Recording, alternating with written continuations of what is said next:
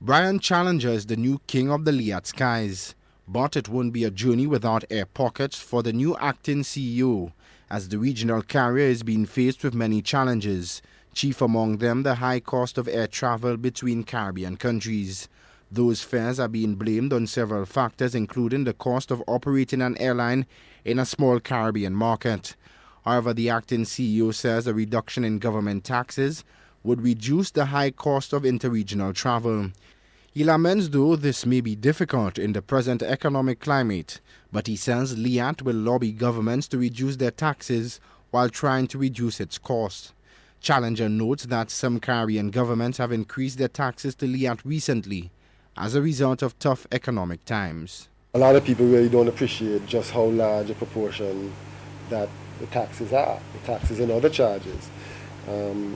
Certainly, and we've begun some discussions with some of I won't call the country, but we were in the country yesterday, and that topic came up from the very highest level, that they will be prepared to look and see where they can reduce taxes in that regard. So we certainly would be happy to do that, but we are genuinely committed to working with public and private sector to see how we can come up with more creative fares, group fares, whatever we can do to sit down and really see in what way we can begin to address the whole issue of fares, because it is a concern. Challenger says LIAT will also be working to improve its operations, increasing cargo capacities just one area. LIAT's Director of Ground Operations, Wilbur Edwards, says the airline will convert one of its Dash 100 aircrafts for cargo and commercial use. He says this will be done in preparation for the introduction of a full freight service.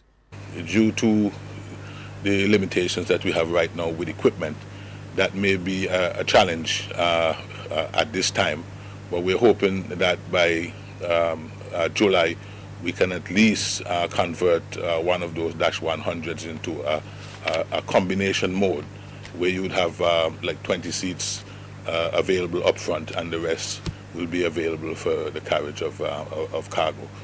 The regional carrier is also blowing its trumpet. LIAT says it has maintained on-time service on many routes over the past 6 months. St.Lucia is leading in on-time departures, and the airline, which had been criticized heavily for its tardy service in the past, says it wants to be known for its on-time service. The LIAT country manager for St.Lucia, Josie Mesmin, says the local team is committed to reaching that goal while providing exceptional service to travelers. We've been striving for perfection in St. Lucia in terms of on-time performance. A number of persons meeting me on the streets, supermarkets, everyone complimenting me about the on-time performance of LIAT so far for the past 6 months, and we've been working hard on the operation side of things, and it is heartening when customers meet me and tell me that the flights, actually the complaint I'm getting now is that we're leaving a little too early. So we are committed to making LIAT a more on-time airline and giving good customer service. LIAT has been flying the skies of the region for over 50 years. The airline says it's committed to improving its operations to continue serving Caribbean people professionally. The new acting CEO brings to the position over 10 years of experience in civil aviation and 2 years of service on LIAT's board of directors. Shannon LeBon, HTS News, Channel 4.